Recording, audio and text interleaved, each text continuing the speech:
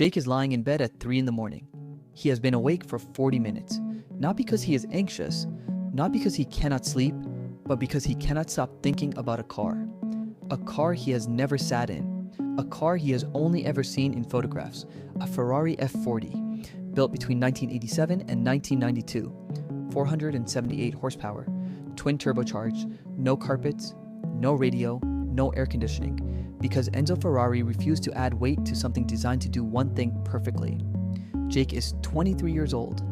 He drives a 2004 Mazda Miata that he bought for $8,000. It is not the F40, but it is the car that started everything.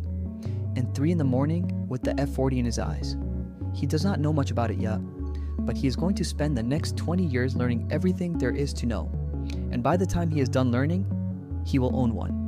This is every rank of car collector life, and the story of what it actually costs in money, in time, in the specific obsession that never fully turns off. Rank 1, the dreamer. Jake is 23. The Miata is his first real car, bought with money saved over 2 years, and driving it for the first time. With the top down, on a road with corners, Jake discovers something that changes everything, that a car is not transportation. A car is an experience, and not all experiences are equal. And the experience of a car that does exactly what you ask of it, exactly when you ask it, is one of the most satisfying physical sensations available to a human being without specialized training or equipment. Jake starts reading, not casually, obsessively. Road tests from 1987, owner forums, auction results, technical specifications for cars he will not be able to afford for a decade. He learns the difference between a good investment and a good car, and discovers that they are often not the same thing. Rank 2, the first proper car. Jake is 27. He has saved for 3 years and traded the Miata for a 1995 Porsche 911, manual transmission, guards red, 172,000 miles. Not perfect, but real. And the first time Jake drives a 911, he understands something about car design that he could only theorize about before. That some machines are so resolved, so completely themselves, that driving them is less about skill and more about conversation. The 911 talks through the steering wheel, through the seat, through the sound that comes from behind your right ear, and Jake listens. Rank 3, the exotic chapter. Jake is 31. He has owned 4 cars since the Miata, each one better than the last, each one teaching him something the previous one could not. And now he is standing in front of a Ferrari 360 Modena, metallic silver, 61,000 miles, and the dealer is asking a number that is more than Jake has ever spent on anything, including his apartment deposit, his car loans combined, and his education. Jake buys it anyway, not impulsively. He has been running the numbers for 8 months. He knows the depreciation curve, the maintenance costs, the insurance premium. He has modeled 3 different financing scenarios, and he has decided that the experience of owning a Ferrari at 31, before he is too old to feel it fully, is worth the financial precision it requires. Rank 4, the collector begins. Jake is 35, and something has shifted in how he thinks about cars. He is no longer thinking about driving. He is thinking about acquiring. The 360 has been sold, not at a loss, at a modest gain, because Jake bought it correctly and maintained it correctly and timed the market correctly. And the profit went towards something he has been watching for 2 years.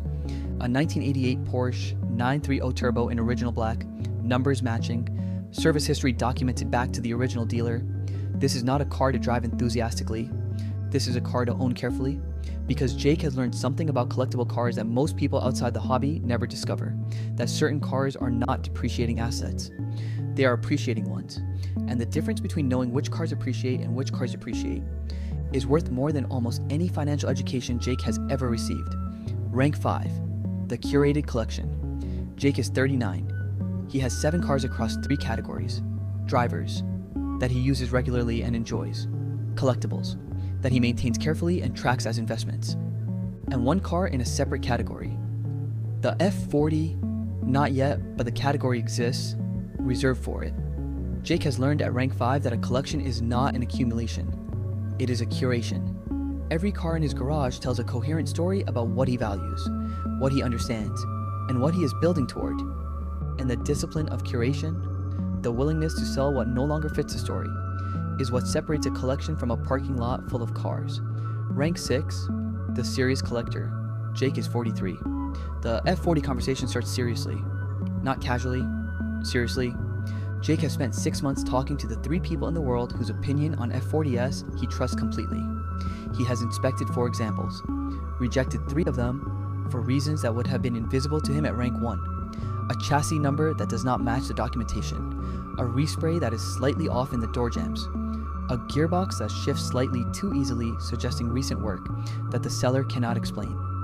Jake is looking at a 1991 example in Rosso Corsa. Documented history, matching numbers, one careful owner in Germany for 20 years. The asking price is significant.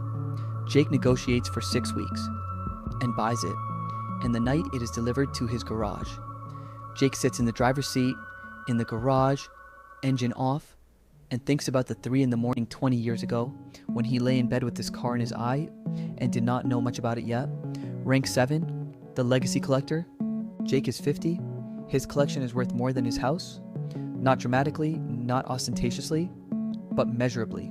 The cars he bought correctly, maintained correctly, and held long enough have appreciated in ways that his financial advisor describes as remarkably consistent. The F40 alone has appreciated 40% since he bought it. Jake is invited to concourse events where his cars are judged by people who have dedicated their professional lives to understanding exactly what makes a correctly preserved automobile extraordinary.